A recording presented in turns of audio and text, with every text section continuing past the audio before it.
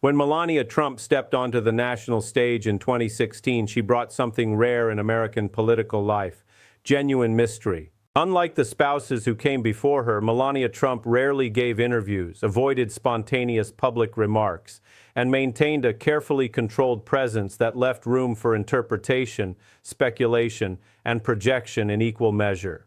Her time as First Lady between 2017 and 2021 defied easy categorization, generating both intense criticism and unexpected defenders, all while she remained fundamentally unknowable to the public she technically served. Understanding Melania Trump requires examining documented moments, verifiable controversies, and the strange disconnect between her public silence and her occasional deliberate provocations. This is a story about power, perception, and the burdens of visibility in the age of social media. The jacket arrived in June 2018 like a punctuation mark at the end of a sentence no one asked her to write. Melania Trump boarded a government plane wearing a $49 Zara jacket with the words, "I really don't care, do you?"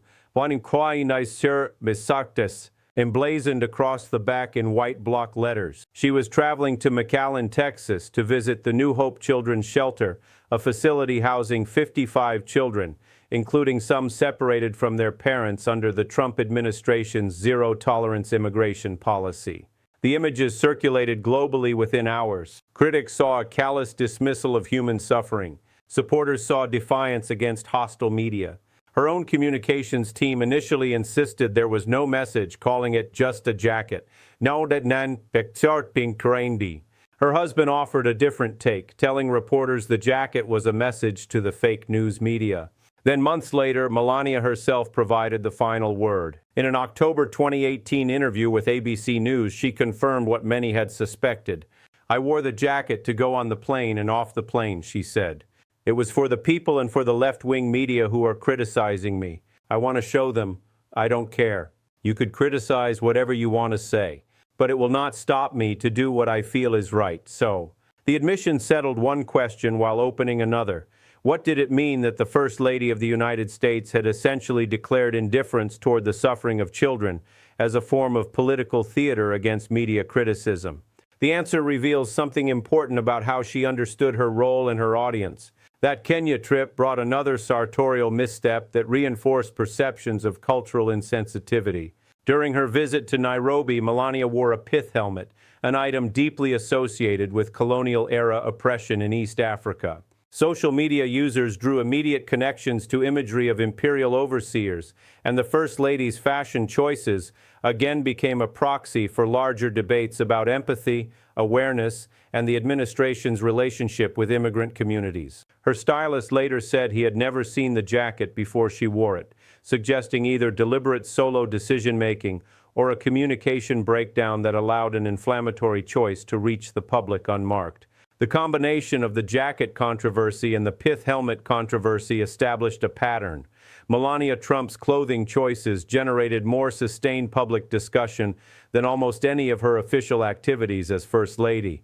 This imbalance would define her tenure and create a feedback loop, where her minimal public engagement made every fashion statement seem proportionally more significant. Her signature initiative, launched in May 2018, aimed to reframe her public role. Be Best focused on three pillars: youth well-being, including physical and emotional health, online safety and anti-cyberbullying efforts, and combating opioid abuse. The campaign marked a departure from previous First Lady initiatives in that it promoted existing programs rather than creating new ones, a structure that drew immediate criticism from observers who questioned whether the effort would produce measurable impact.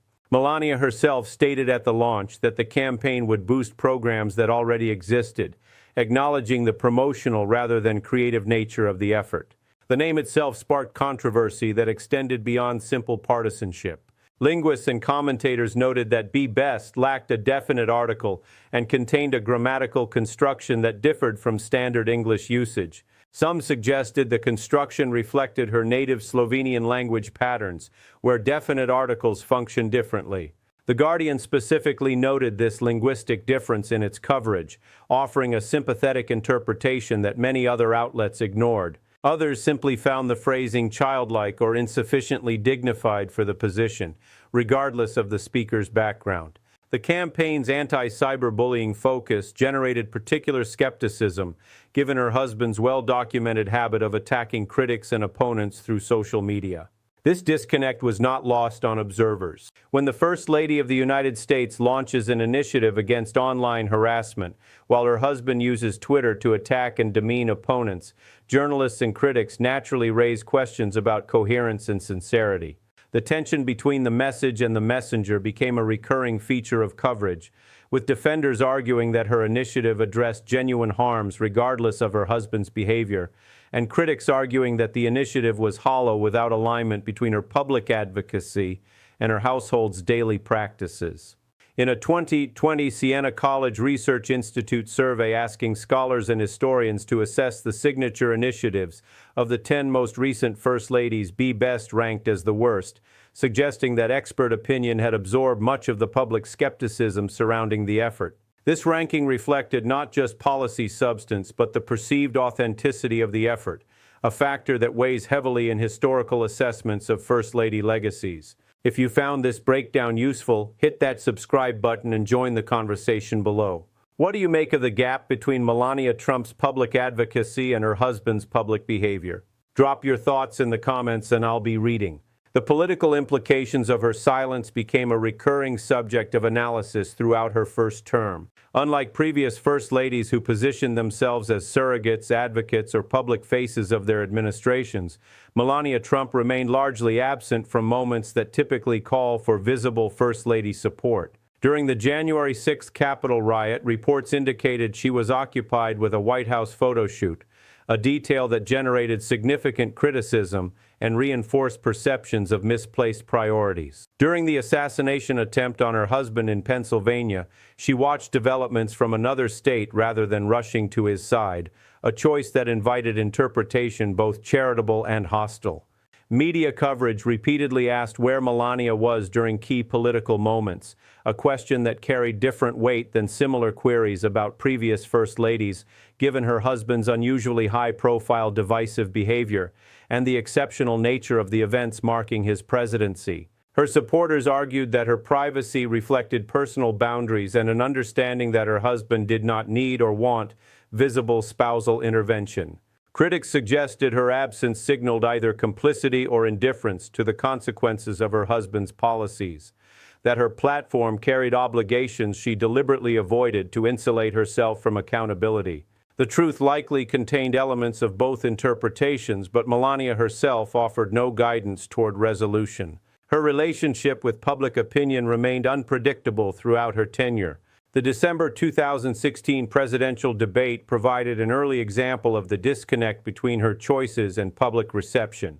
Days after the release of the Access Hollywood tape in which her husband made vulgar comments about sexual assault, Melania appeared at the second debate wearing a fuchsia Gucci blouse with what commentators described as a pussy bow. Nani dan's insane.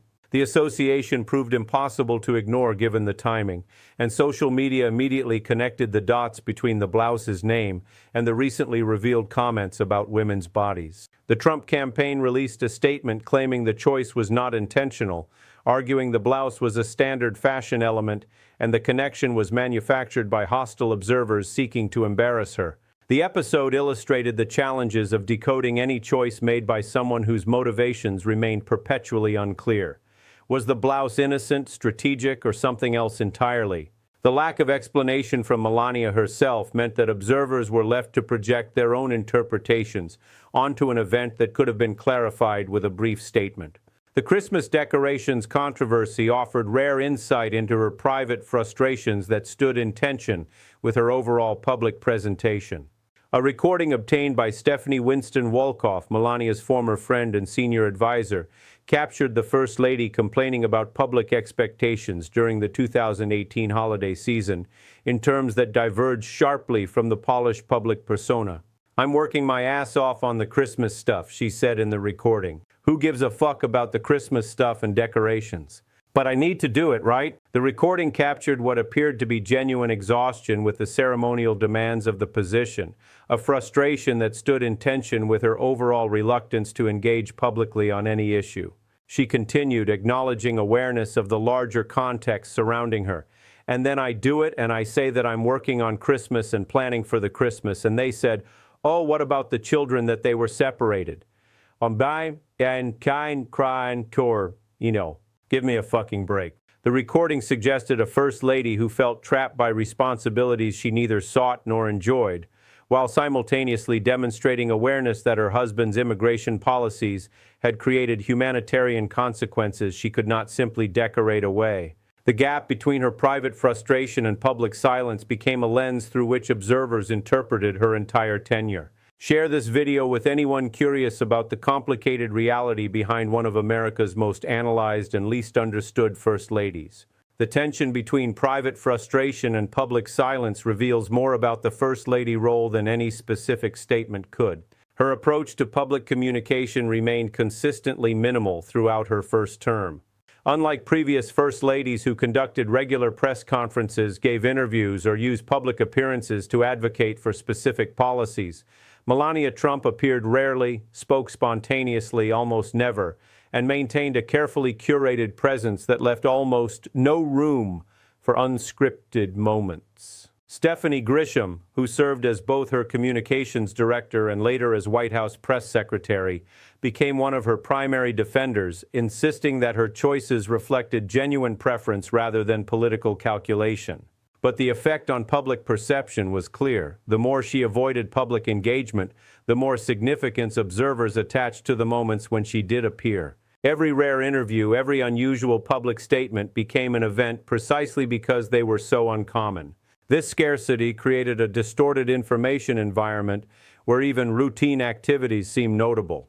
The 2016 Republican National Convention speech controversy represented perhaps her most documented public misstep before the jacket incident.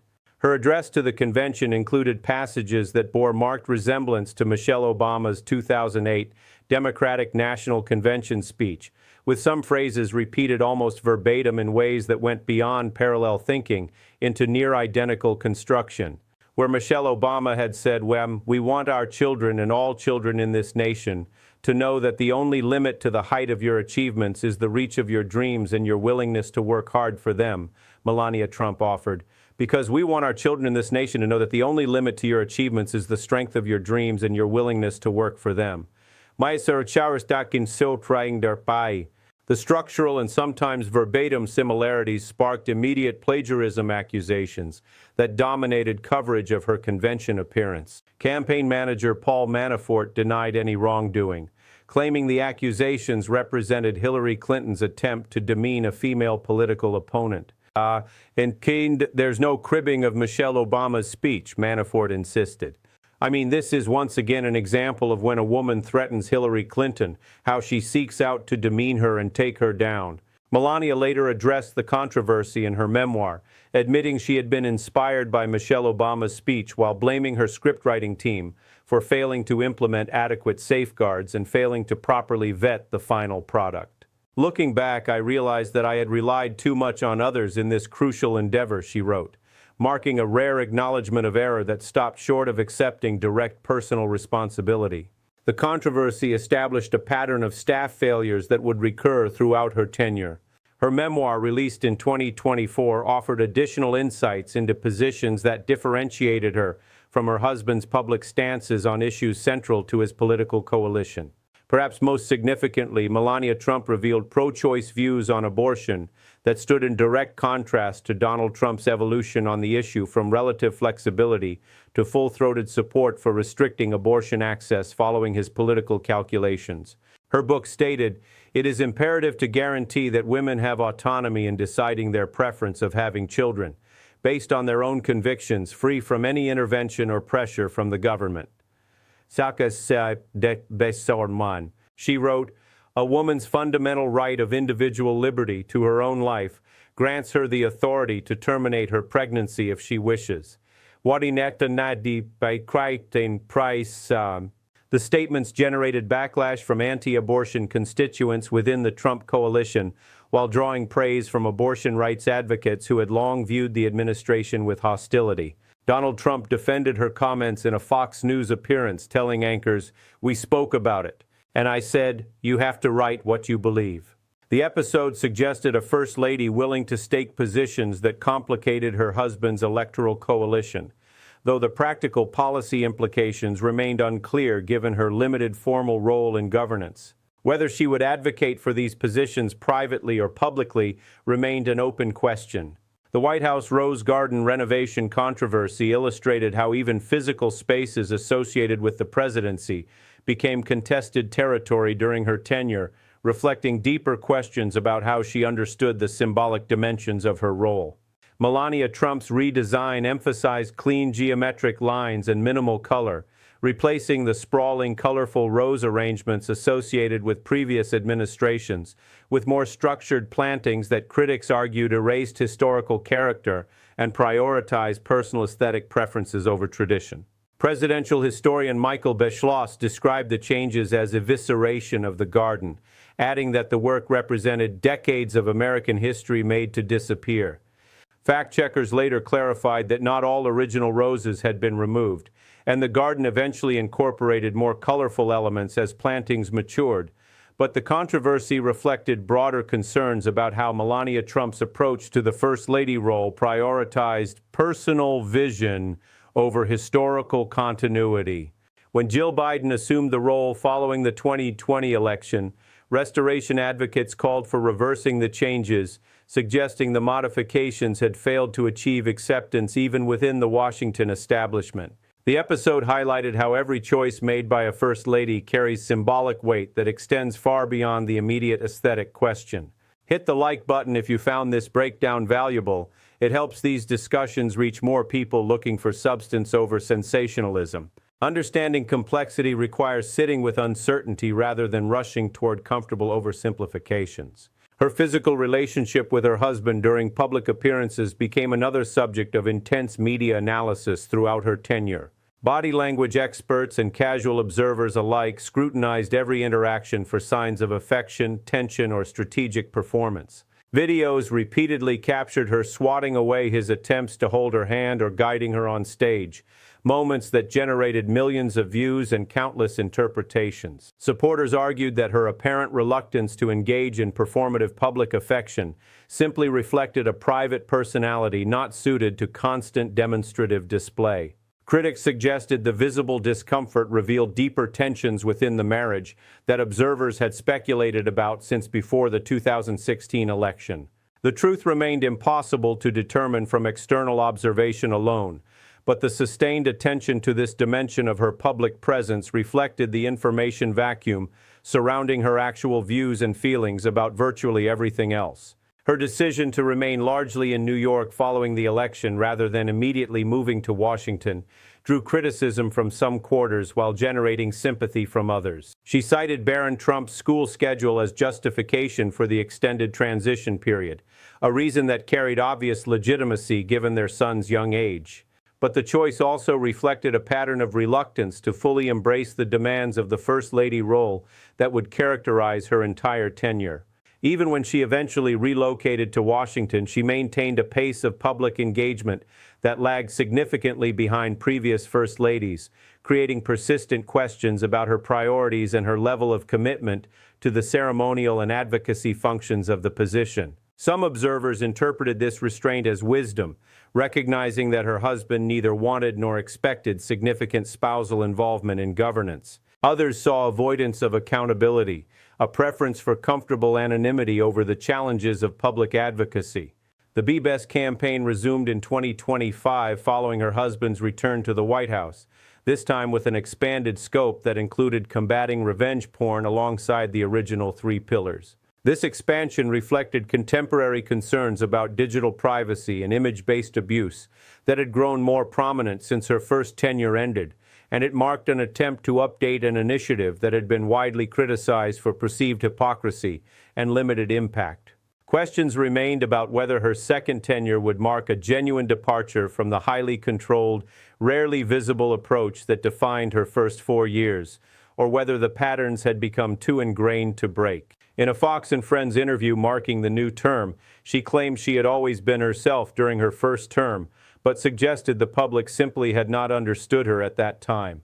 I I didn't have much support, she explained, acknowledging for the first time in a public forum that she had felt isolated during her first tenure. The claim invited both sympathy and skepticism, depending on how observers understood the relationship between her choices and her circumstances. The fundamental challenge of analyzing Melania Trump lies in the scarcity of verifiable information about her actual views, priorities, and decision-making processes. Her rare public statements, minimal media engagement, and controlled public appearances create an information vacuum that observers have filled with their own assumptions and projections. Was the jacket a deliberate provocation designed to shift media attention away from policy criticisms, a genuine mistake made without awareness of its implications, or a miscalculated attempt to control a media narrative that had spiraled beyond her influence?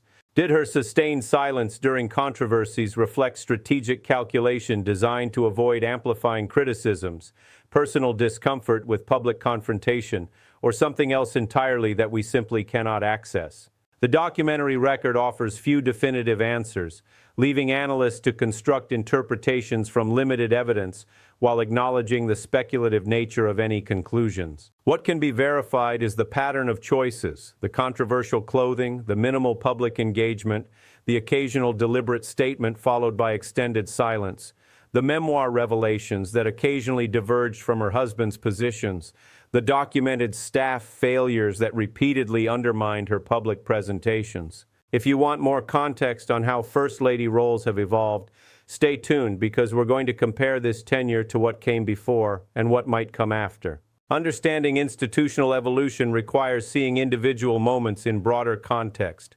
The media's relationship with Melania Trump followed predictable patterns of American political coverage, while also reflecting unique challenges posed by her particular brand of controlled ambiguity. Reporters and commentators focused heavily on her clothing choices, not because fashion coverage inherently matters to governance, but because her choices served as the only available window into a person who otherwise revealed almost nothing about her actual thinking, priorities, or disagreements with her husband's administration. Every jacket, every blouse, every formal gown became a text to be decoded, even as the subject of that decoding declined to confirm whether any decoding was warranted or desired. The coverage sometimes descended into pure speculation based on inadequate evidence, but it also reflected genuine public interest in understanding who occupies the second most visible position in American political life and what that person actually believes about the policies being implemented in their name. This hunger for information about an essentially unknowable figure created both the demand for and the frustration with fashion-focused coverage of the First Lady. The broader questions raised by Melania Trump's approach to the First Lady role extend beyond her specific tenure to fundamental questions about public accountability and symbolic leadership that apply across administrations regardless of party. First ladies have historically wielded informal influence over policy discussions, used their platforms to advocate for specific causes, and served as public faces of administrations that might otherwise feel too abstract or technocratic for ordinary citizens to connect with emotionally. Melania Trump's decision to minimize her public role represented a choice, but it was a choice with consequences for how her husband's administration was perceived both domestically and internationally. When the First Lady rarely speaks publicly about the administration's policies or their human impacts, observers inevitably wonder what that silence means, and the wonder fills itself with interpretations that may or may not reflect the reality of her actual views. This interpretive vacuum has characterized coverage of her since her husband first entered politics, and it shows no signs of closing. Her Slovenian background brought a distinctive dimension to a role historically dominated by native-born Americans or long-term residents, deeply embedded in the country's cultural mainstream. This difference gave her a degree of remove from American political traditions that could be read either as freshness and independence or as detachment and insufficient commitment to the role's obligations. Some observers pointed to her European sensibility as an explanation for choices that seemed strange to American eyes, including the grammatical construction of be best. Others rejected such explanations as excuses that should not shield a public figure from scrutiny regardless of background. The tension between cultural empathy and rigorous evaluation marked much of the coverage and reflected broader debates about how to assess public figures whose backgrounds differ from expectations. Understanding Melania Trump requires holding multiple interpretations simultaneously without resolving them into false certainty or partisan comfort. She has been simultaneously praised as a guardian of personal boundaries and criticized as an enabler of her husband's most controversial actions. She has been portrayed as a reluctant participant in her husband's political career and as a strategically silent collaborator whose support enabled policies she privately questioned. She has generated both intense public curiosity and significant public hostility, sometimes from the same people at different moments, depending on which aspect of her tenure received focus. The documented facts allow for richer analysis than the simple narratives sometimes imposed on her by both supporters and critics. Facts that reveal a first lady who made deliberate choices to express opinions her husband had not endorsed, who publicly struggled with the demands of a role she not sought, and who maintained privacy so carefully that even basic questions about her priorities remained unanswered after years of observation. The gap between what we know and what we want to know defines the challenge of historical assessment for anyone seeking to understand her place in American political life. The role of First Lady carries no formal power and yet shapes public perception in ways that ripple through every administration. What responsibilities do we as citizens have to evaluate that role honestly, without either reflexive defense or reflexive condemnation? Let me know where you stand in the comments. Thank you for watching, and remember that understanding complexity requires sitting with uncertainty rather than rushing toward comfortable oversimplifications. The story of Melania Trump continues, and our ability to assess it honestly will determine what we learn from her tenure for the future.